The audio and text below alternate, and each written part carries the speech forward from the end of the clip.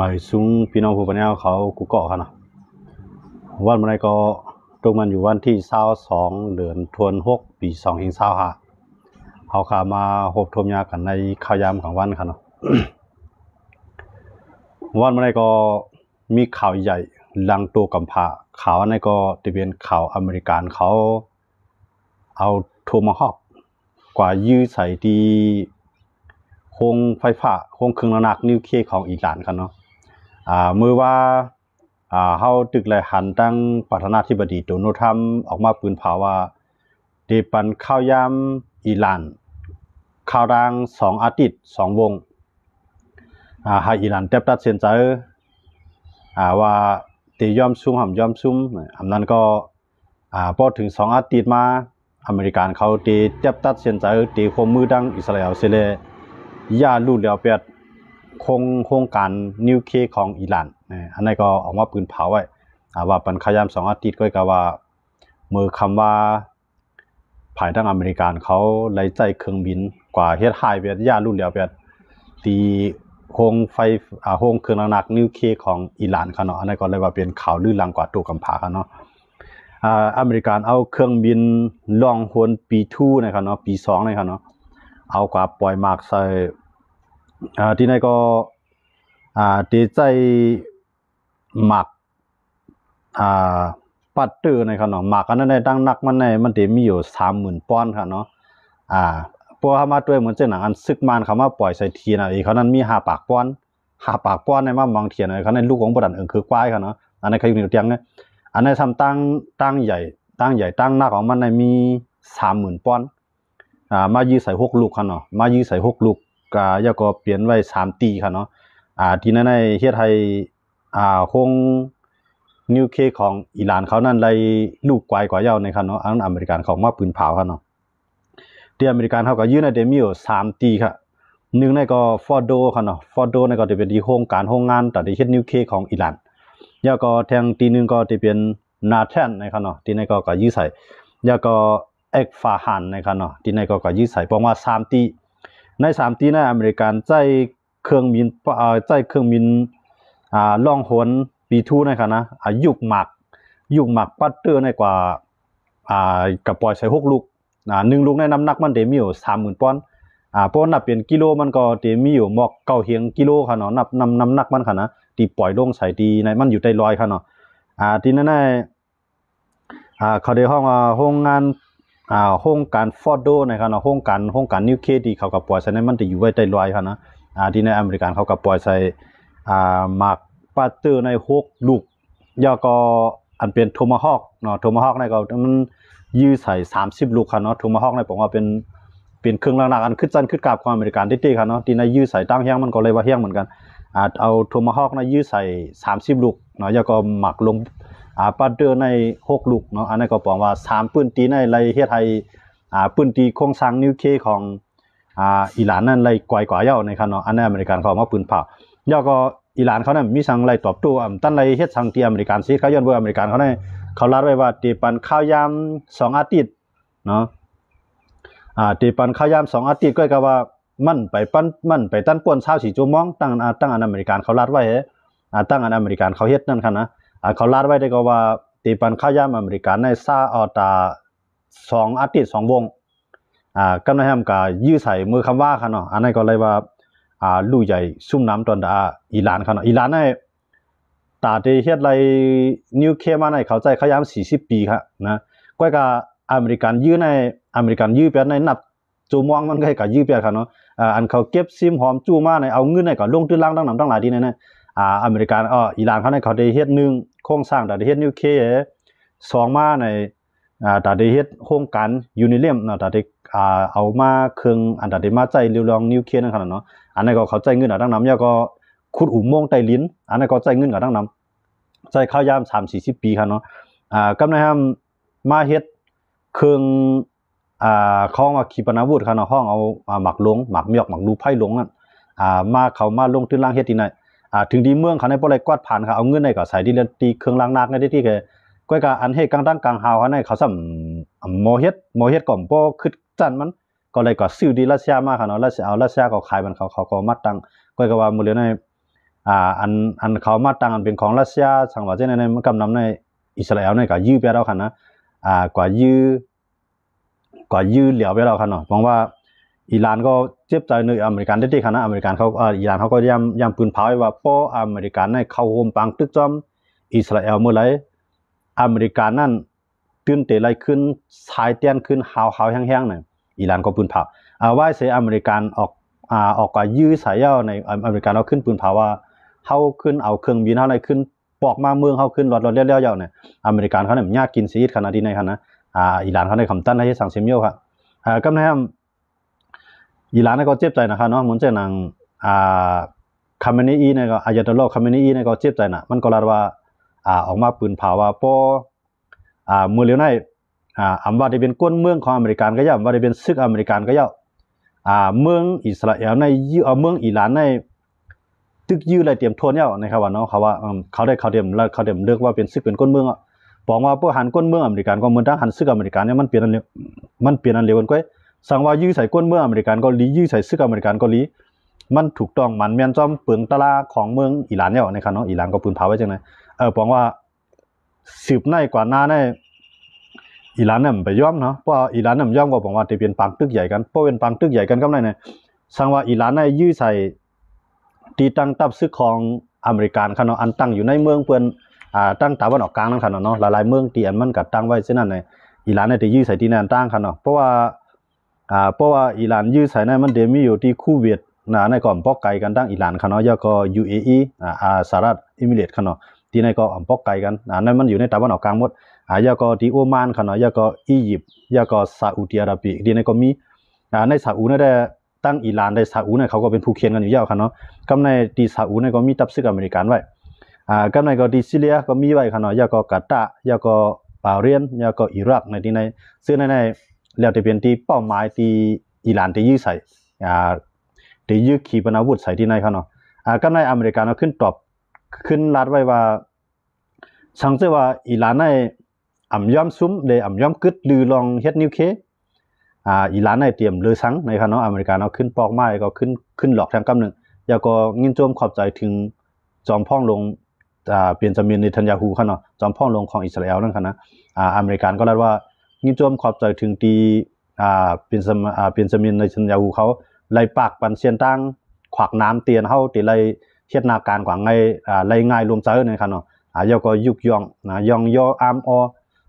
เปลี่ยนจำเนียนในทันยาฮูที่เตะขณะอเมริกันในขณะเตะมันในอเมริกันเขาเนี่ยก่อนที่เตะกว่ายื้อใส่ที่โครงสร้างนิวเคลียร์ของอิหร่านนั่นเนี่ยมันจะเลยผ่านสภาอเมริกันครับเนาะมันจะเลยผ่านสภาคองเกตของอเมริกันก็โดนัลด์ทรัมป์เนี่ยเอาเนาะเลยผ่านสภามันก็ตัดสินใจมันก็เลี้ยวให้ไหนก็ปล่อยพี่เท็กซัสเขาอันเป็นจอมผู้ปองการซึกนั่นคันเนาะจอมปองซึกของอเมริกันเขานั่นกว่ายื้อใส่กำซีเขาเนาะยาก็พวกก็ยื้อมาไหนก็บอกว่าอิหร่านนั่นก็เลยเมื่อเร็วได้ลุกเขามันเจ้าหนังอุโมงค์เขานั่นเรียบถูกโถมไปแล้วครับเนาะมันอยู่ได้ร้อยเขายื้อใส่ในมันก็จะครับเนาะเปลี่ยน6ลูกยาก็โทมาฮอกแทง30ลูกโทมาฮอกนั้นมันเปลี่ยนขีปนาวุธอันขึ้นสั้นขึ้นกราบของอเมริกันเขาครับเนาะที่ในอเมริกันก็เลยใจตื้อดีในกว่าแทงก็ในอเมริกันว่าอันไหนเปลี่ยนอันสั่งสอนมันถึงเป็นน้ำจิ้มมันก็ในว่าอเมริกันปืนเผาไว้ครับนะเพราะว่าอิหร่านในเฮ็ดให้ต่อขึ้นกวนอเมริกันขึ้นแทงว่าจึงอเมริกันในเตะควมมือดังอิสราเอลเสียแล้วพร้อมปืนปังตึกต่อถึงนือกลางเฮาเลยต่อบ่ถึงในลินนือลินครับนะอเมริกันนั้นเขาได้ใจจังได๋ยังบ่ใช่ได้ปังตึกอันในไรว่าที่เป็นปังตึกอันยิ่งใหญ่ที่ๆครับเนาะเหมือนจังอิหร่านก็ห่างเฮียนสะสมเก็บความตอมจู้มาเครื่องลางๆในครั้ง40ปีปันแห้งจุ่มก่อการให้จุ่มนึงจุ่มนึงอำว่าได้เป็น IS ในอำว่าได้เป็นอัลกออิดาในอำว่าได้เป็นซุ่มฮิซบุลลอฮ์เขาในฮามาสเขาใน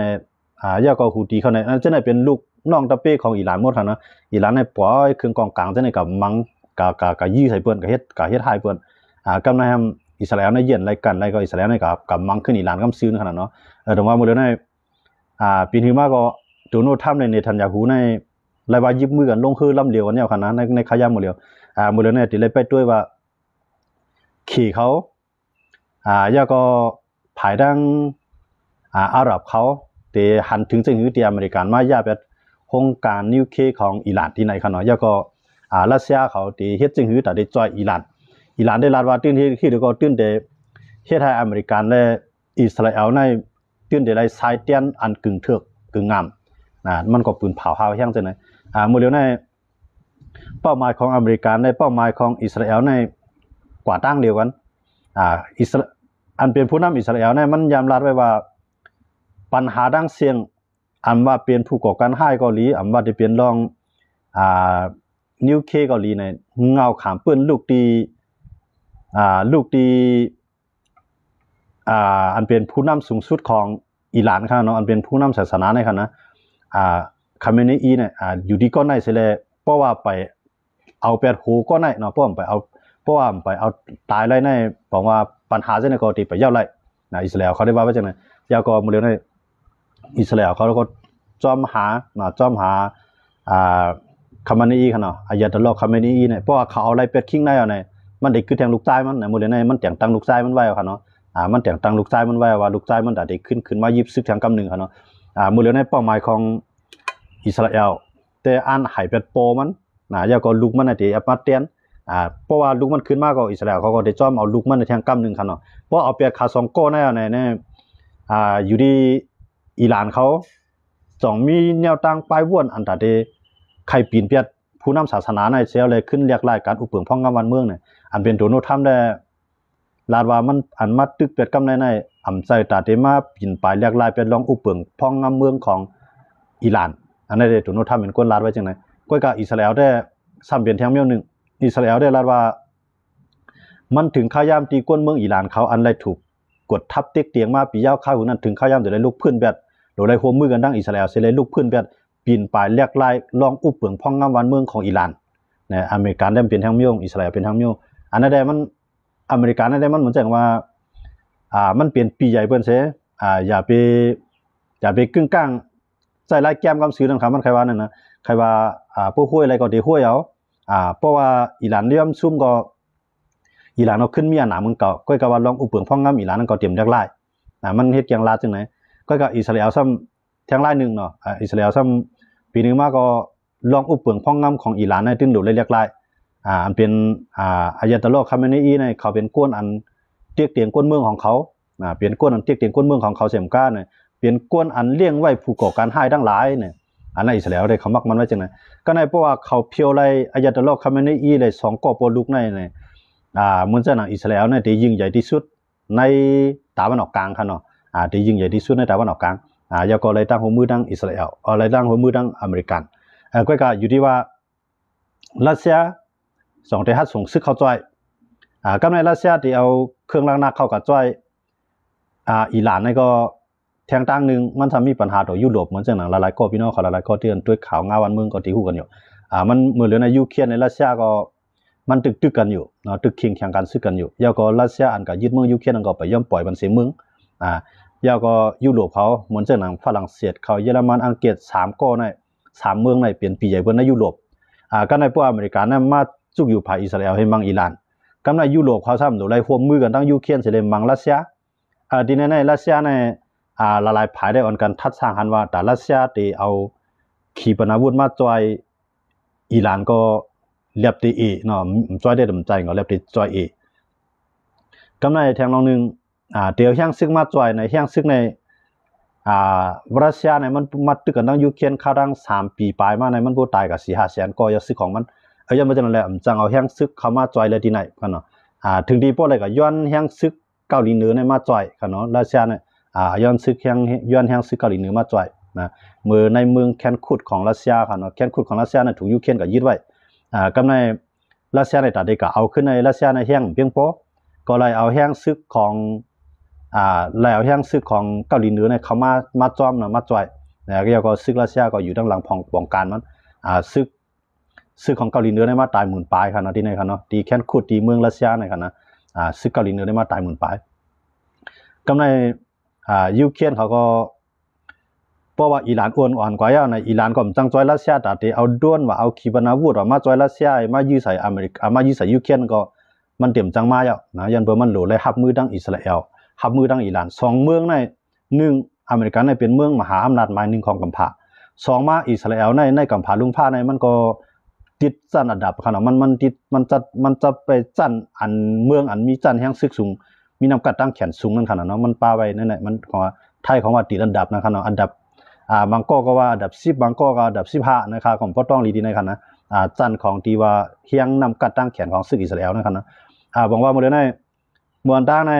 อิหร่านในเอาดรวนในกว่าคายบันรัสเซียเนาะกับคายบันรัสเซียตั้งนำตั้งหลายเดี๋ยวมายื้อใส่ในเมืองยูเครนก็ในอิหร่านเนี่ยก็มันจอยอุ้ยดีของมันจอยหามาดในมันจอยฮูตีในมันจอยฮิดบุโรในก็มันจอยเงินกับน้ำไหนเอาค่ะนะหมักขีปนาวุธ1ลูกในพอยื้อกว่า1ลูกในนับเปลี่ยน10ล้านบาทเงินไทยค่ะเนาะต่อ1ลูกในนับเปลี่ยน10ล้านบาทนะต่อ1ลูกแล้วยังไม่ใช่อะไรมันจะแห้งเงินน้ำแห้งหนาละอิหร่านในมันจอยมันจอยกับเช่นนั้นกำลืนมาในอันมันเหลือในมือเหลือในมันเหลือ1เอาก้นแห้งซึกมาในเข้าต่อสู้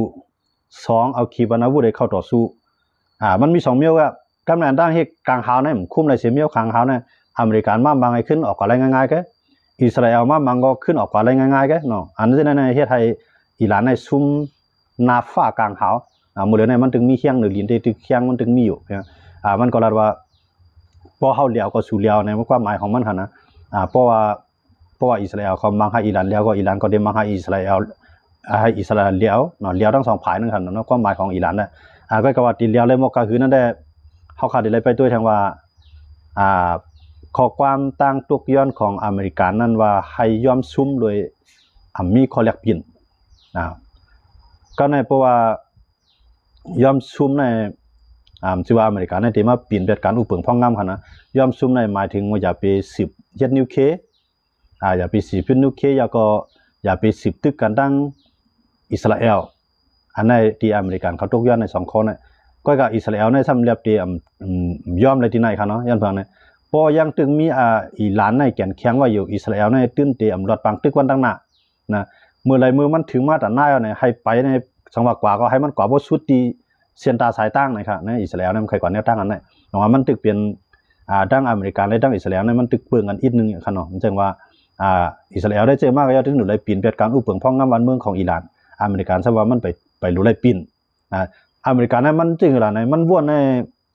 นึงในเพราะว่าอิหร่านในมวดกว้างมวดแขนกว่ายาวในอิสราเอลเนี่ยเตรียมถอมมันเนาะวันดังนามาอิสราเอลเนี่ยเตรียมถอมมันใครเมืองไหลใครเมืองไผมันได้ลูกล่ามกับเพียงจังได๋ยันบ่จังได๋อันนั้นก็เป็นอันอันอเมริกันไม่ใจไว้อยู่นะจังว่าให้อิสราเอลนั้น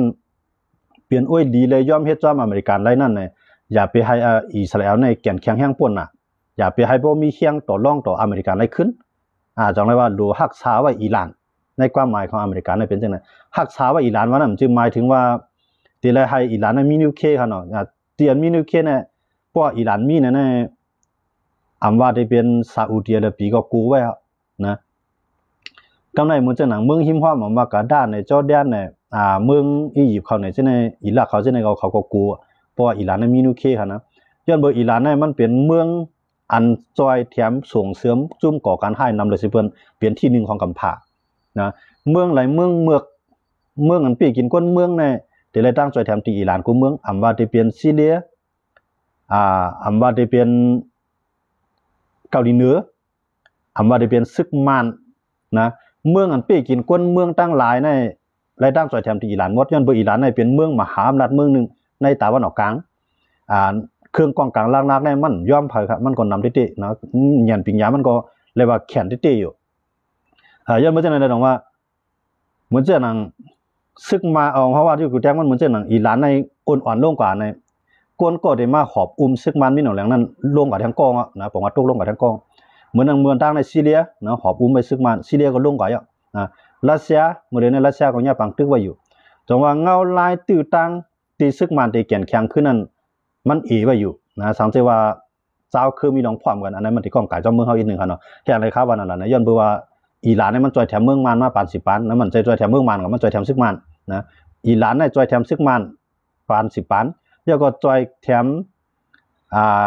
ซีเรียเนาะอย่างซีเรียในเมืองตั้งในประเทศประชาอาชาติในเป็นผู้นำบ้านเมืองของซีเรียในคราวดังหลาย10ปีนั้นในอิหร่านในกว่ามีอาณาปาวาในเมืองซีเรียแล้วก็ซีเรียในก็เฮ็ดให้อาณาปาวามันกึมกับในคนเมืองซีเรียในก็เขามังกันใน50-80ปี มังกันเนี่ยนะกูปีกูเลื้อนเนาะมังกันตึกกันยี่กันดิกำในประชาอาชาในรายตั้งจอยแถมดีพลานในที่หนึ่งในรายตั้งจอยแถมดีรัสเซียสองมาในอิหร่านเนาะสามมาในเคเนาะสี่มาในเกาหลีเหนือจังได๋ก็มันรายตั้งจอยแถมป้าขนาดซีเรียกำในซีเรียก็ซ้ำจอยแถมมันจะหนังซึกมานเขานะอิหร่านก็จอยแถมมันจะหนังซึกมานเขาจอยแถมว่านั้นมันคือการจอยแถมปันลายครับนะมันเป็นการว่าการขายเหมือนจะหนังเมืองต่างเมืองในเพราะว่าเมืองในมันเปกินก้นเมืองของมันน่ะมันป่วนเปลี่ยนสุรสุนเปลี่ยนก้นในต่างเมืองในเปิ้นเตรียมย่อมขายบันครึ่งกองกลางนักเสียมกะลองโคของกินย่ำการกล้าตั้งขายจังได๋ก็เปิ้นขายรับซื้ออันนั้นได้เปิ้นเฮ็ดจังได๋ก็กับเหมือนจะหนังซีเรียเขาอิหร่านเขารัสเซียเขาเขเขาเกาหลีเหนือเขาจังได๋เขาดื่มชวนว่าเมืองเปิ้นเปลี่ยนซึ่งคือก็ยับโลให้อาณาเจ้าเก่ามันกึมอันนี้เป็นเรื่องอ่านของเปิ้นเมืองไทยของว่าเผด็จการเขาเนาะภายอาณาซึกเขาได้ค่ะนะยังไม่จะในตรงว่าเพราะอิหร่านก้อยลงกันในมันได้เป็นพ่อนี่ดันลุมผ้าในทั้งนำครับนะเพราะอิหร่านก้อยลงกะมันเหมือนจะว่าแห้งแต่เดนุนขี่ก็เอลงแห้งแต่เดนุนรัสเซียก็เอลงเหมือนจะหนังขี่เขารัสเซียเขาก็อาณาเขานั่นเดนลดลงนะมันก็ได้เป็นพ่อนี่ดันลุมผ้าเขาเตะนะตรงว่าอิหร่านเนี่ยจื้อมาก็เพราะมันก้อยเนี่ยเป็นพ่อนี่เตะค่ะนะเพราะมันก้อยค่ะนะเป็นพ่อนี่แต่ละหลายเมืองก็ในเมืองอิหร่านเนี่ยเป็นเมืองอันเฮ็ดออกน้ำมันนำค่ะนะเมืองอันออกน้ำมันออกแก๊สออกพวกของสภาวะทั้งนำค่ะย้อนมาจากในตรงว่าเพราะมันปีนไปเรียกลายผู้นำวันเมืองเนี่ยเยี่ยนเป็นเมืองดิโมคราซีกว่าในเมืองกวนตีก็อยู่เมืองอิหร่านตีก็เหตุการณ์เมืองอิหร่านนี่ก็ตินน้ำเนี่ยก็การกล้าการขายในเมืองอิหร่านที่ในตีออกต่อต่างเมืองก็ตินน้ำมือเลี้ยวได้มันไหลกว่าไหลตั้งรัสเซียกว่าไหลตั้งอันเป็นเมืองอ้อยดีของมันก็นั่นขนาดเนาะไหลกว่าตั้งเหมือนจะหนังเคเขาเนี่ยเกาหลีเหนือเขาเนี่ยตั้งผายซึกมานเขาเนี่ยมันดีกว่าเมืองอันเป็นก้นหายก้นเมืองอุปเปิงของเมืองอะไรหลายเขาเนาะมันดีกว่าตั้งนั้นหลายคู่ของการกล้าการขายมันก็สังว่าปีนปลายแลกลายไล่ผู้นำอิหร่านอายะตะลอกคำนี้อีข่าวสองก็ปลุกในปองว่าลุมฟ้าเขาในตินาอยู่มาแทงนะลอกลายการอุปเปิงของเมืองอันที่ว่าเขาที่กับจอยแถมก้นนั้นจุ่มในเนี่ยมันก็ตีลงเพราะอิหร่านก้อยลงกันเนี่ยเหมือนจะหนังหามาก่อนจังว่าบางอิสราเอลเนี่ยนะมันมีเชียงเรื่องฮูตีเขาจะในก่อนจังว่าบางอิสราเอลเนี่ยมันมีเชียงมีเชียงกองย้อนเบอร์เขาจะในขโมยเฮ็ดทั้งกล้วยเขาก็อันซื้อมาเครื่องกิริยามันทางสิ่งจะในมันดุตีอิหร่านมาขายบันเขาย้อนมาจะในตรงว่าอิหร่านในเปลี่ยนตัวให้ที่สุดในลุมฟ้านะเปลี่ยนตัวให้ที่สุดในลุมฟ้าเปลี่ยนตัวอันกับจอยผู้ก่อการให้ในลุมฟ้านะไอแอดว่าเมื่อเจ้าหนังจุ่มเอากลุ่มเอากอยดาว่าละลายจุ่มค่ะเนาะละลายจุ่มที่อันเป็นจุ่มอันเฮ็ดผู้ก่อการให้กับหาอยู่บนเมืองใต้เมืองเหนือค่ะนะเหมือนเจ้าหนังเฮาคำมาด้วยเหมือนเจ้าหนังตั้งเมืองไทยเจ้าไหนก็มันก็ได้มีค่ะนะตั้งเมืองไทยเจ้าไหนก็มันก็ได้มีอันปันแห้งอิหร่านในก็ตึกขึ้นนำเอาเข้ามาด้วยนะอันอยู่ในเมืองไทยเจ้าไหนอยู่ต่างเมืองเจ้าไหนอันเขาเป็นเครือข่ายเดียวกันศาสนาเดียวกันเจ้าไหนเขาก็ตึกปันแห้งอิหร่านนั่งนำก็กำนำได้เขาปันแห้งก็ขำมีเชียงค่ะนะมันปันแห้งโซเพียงความก็เชียงเงินแต่เด็กกับจอยก็ขำมีแต่เด็กจอยอิหร่านนั่นนะเชียงกองเชียงก้นแต่เด็กจอยอิหร่านก็มันมีเชียงอันว่ามันโดยอยู่เพราะว่าก้อนในปันแห้งก้อนในก็หลุยปันแห้งก็พูดนะมันหมกปันแห้งจังไงนะแต่ว่าอิหร่านในมวลต่างในมันลาดว่าเพราะว่าหามาดเขาเนี่ยปังตึกพวกอิสราเอลเขาก็ยื้อในอิหร่านเดียวเชียงซึกแสนก็ได้มาจอยเนี่ยก็เรียกว่ามาจอยค่ะต่อถึงพวกหามาดในพวกยกย่อยค่ะอิสราเอลมั้งก็ในเพราะว่าฮิซบุลลอฮ์เขามามังอิสราเอลพวกอิสราเอลขึ้นมังขึ้นฮิซบุลลอฮ์อิหร่านเนี่ยก็ติดจอยเทียมฮิซบุลลอฮ์เต็มตีกำลืนสุดมั่มจอยฮิซบุลลอฮ์ก็เลยกวยกับละลายค่ะยันไปจนในวันเมื่อไหร่ฮิซบุลลอฮ์ก็ตัดที่กับจอยอิหร่านก็มีเชียงเนี่ยนะหามาตัดที่กับจอยอิหร่านก็มีเชียงเนี่ยฮูตีนั่นก็ย่าอเมริกันทุบย่าอิสราเอลทุบมันก็ต่อที่เปิดตัวมันแล้วนะแต่เดียวขึ้นกับจอยขึ้นอิหร่านเนี่ยมีพอแห้งซึกกว่าได้มันได้มีก็กับว่าแห้งซึกแต่เดียวแห้งซึกจอมดีในกับตึกเหมือนเจ้าหนังอเมริกันเขาอิสราเอลเขาเนี่ยมันต้องว่าเมียงเมามีเขากองไฟแกนะเพราะว่าเรียนกับจอมดีนั่นแหละ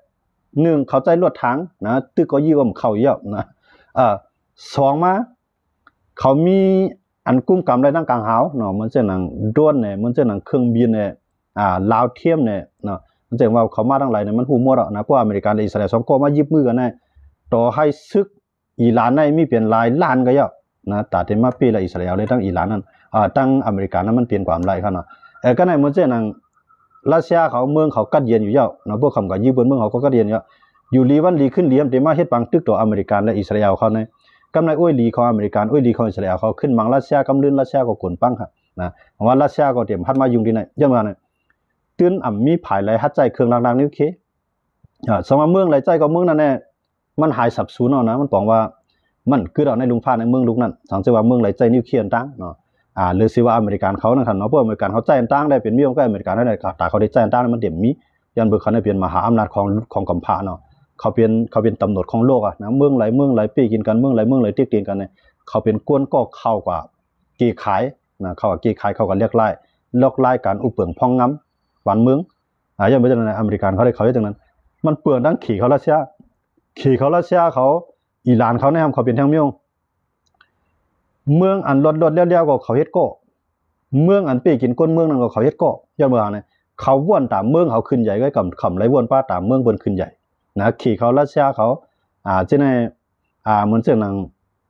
อันเป็นอวยดีของอิหร่านทั้งหลายเขาเช่นในเขาเหมือนเช่นนังปากีสถานเช่นในเขานะเหมือนเช่นนังปากีสถานเช่นในเขาเช่นในมันเป็นตอนตามเมืองเขาได้เขาใครมันขึ้นใหญ่อยู่เขาใครอยู่ลีกินดีอยู่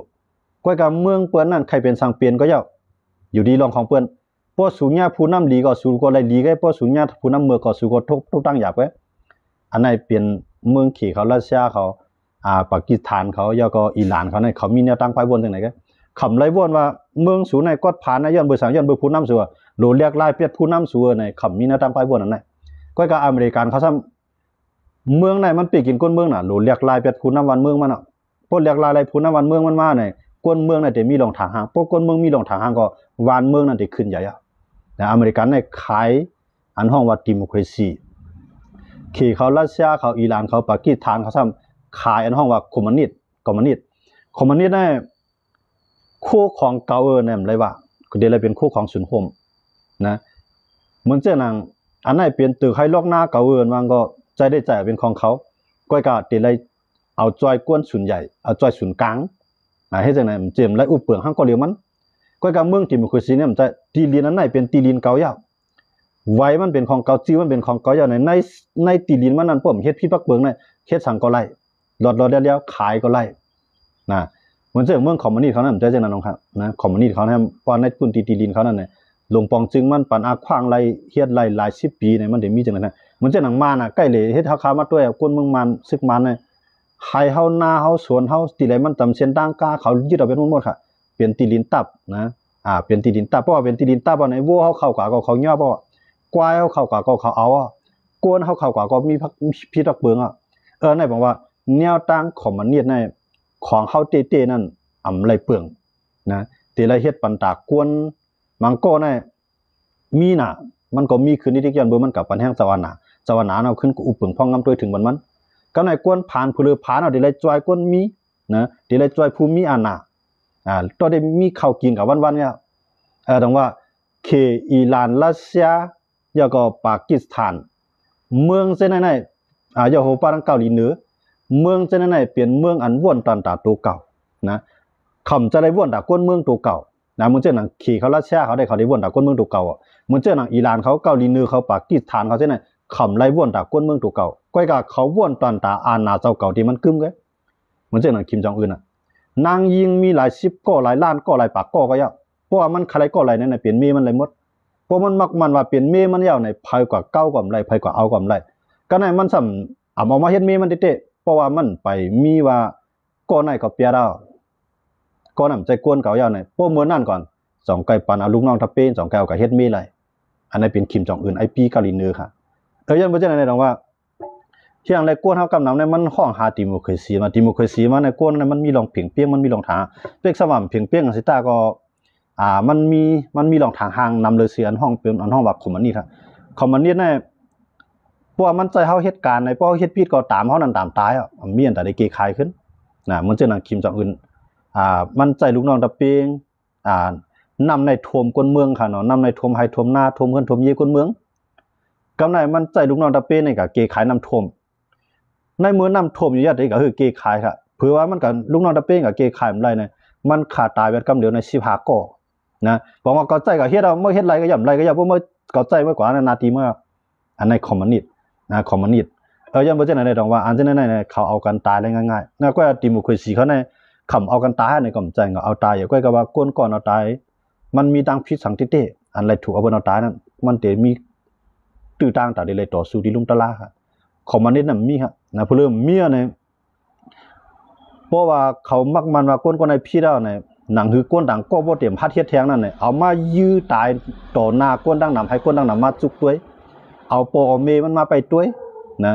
อันนั้นเป็นโรคลาเฮ็ดของคอมมิวนิสต์นะเอาก้นตายในเหมือนดังว่าเอาสัตว์ตายเขาในคำไรวนจึงคำไรวนว่า